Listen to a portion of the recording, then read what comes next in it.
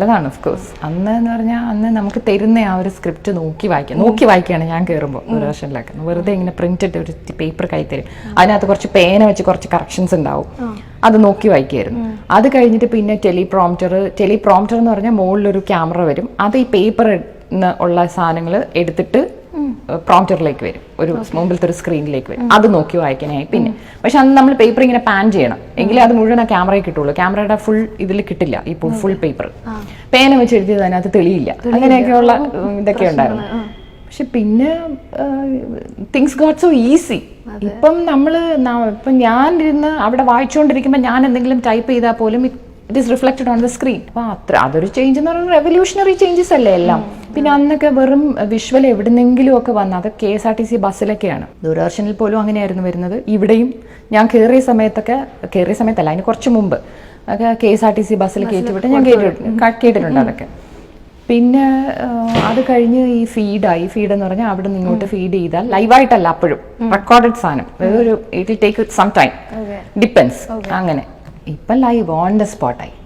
എവിടെ പോയാലും ലോകത്തിന്റെ ഏത് ഭാഗത്ത് പോയാലും ഒരു ലാപ്ടോപ്പ് തുറന്നു വെച്ച് കഴിഞ്ഞാൽ, അല്ലെങ്കിൽ ബാക്ക് പാക്ക് ഇട്ട് വെച്ച് കഴിഞ്ഞാൽ റെവല്യൂഷണറി ചേഞ്ചസ് അല്ലേ, നല്ലത് തന്നെയാണ്. ശരി, ഇരുന്ന് വായിക്കുന്നതാണോ നിന്ന് വായിക്കുന്നതാണോ ഇഷ്ടം? അത് കുഴപ്പമില്ല, ഏതായാലും. ഇരുന്ന് വായിക്കുമ്പോൾ കുറച്ചുകൂടെ നമ്മൾ റിസ്ട്രിക്റ്റഡ് ആവും, മൂവ്മെന്റ്സ് കുറച്ച് റിസ്ട്രിക്റ്റഡ് ആവും. നിന്ന് വായിക്കുമ്പോൾ കുറച്ചുകൂടെ ഫ്രീ ആവും. അതുപോലെ തന്നെ വാർത്തകളുടെ ഒരു മൂല്യം, പണ്ടൊക്കെ എന്ന് പറയുന്ന വാർത്തകൾ, ഇപ്പൊ വരുന്ന വാർത്തകളെല്ലാം എന്ത് ചെയ്താലും കുറെ വാർത്തകളുടെ ഒരു വ്യത്യാസം വന്നിട്ടുണ്ട്. അതിന്റെ ഒരു വാല്യൂവിന് ഒരു വ്യത്യാസം വന്നായിട്ട് മാമിന് തോന്നുന്നുണ്ടോ? പണ്ടത്തെ അത്ര നല്ല വാർത്തകളാണോ ഇപ്പൊ വായിക്കുന്നത്? അങ്ങനെ ഒരു സംഭവം. വാല്യൂസ് എന്ന് പറഞ്ഞാൽ പണ്ട് നമ്മൾ കേട്ടിട്ടുള്ളത്, അതിന്റെ വ്യത്യാസം എനിക്ക് തോന്നുന്നത് അത് ഇടയ്ക്ക് മീഡിയമായിട്ട് നിൽക്കുന്ന ഈ മീഡിയയുടെ വ്യത്യാസം കൂടാണ്. അന്ന് സർക്കാർ ചാനലായിരുന്നു ദൂരദർശൻ എന്ന് പറയുന്നത്. ദൂരദർശനിൽ റിസ്ട്രിക്ഷൻസ് ഒരുപാടാണ്. വെച്ചാൽ ഭരിക്കുന്ന സർക്കാരിന് എഗൻസ്റ്റ് ആയിട്ട് പറയുന്നതിനൊക്കെ ഒരു ലിമിറ്റ് ഉണ്ട്. അങ്ങനെയൊക്കെയുള്ള ഒരു ഗവൺമെന്റ് കൺട്രോൾഡ് ഒരു ഇതായതുകൊണ്ട് ത്രൂ അവർ മാത്രമേ ഉള്ളൂ വാർത്തകൾ പുറത്തു വരുന്നത്.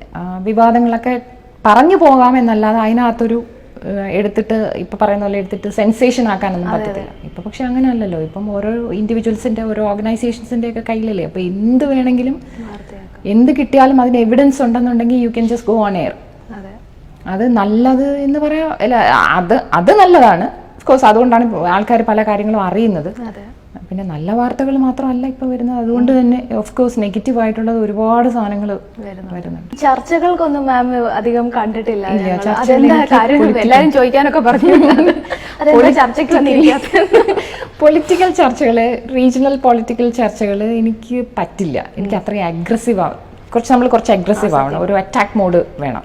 എന്ന് വെച്ചാൽ ഇങ്ങനെ കാര്യങ്ങൾ ഇങ്ങനെ ചുഴിഞ്ഞെടുക്കാനുള്ള, ഇങ്ങനെ പ്രോബ് ചെയ്ത് ഇങ്ങനെ എടുക്കാനുള്ള എനിക്കത് പറ്റില്ല. അതെൻ്റെ നേച്ചറല്ല.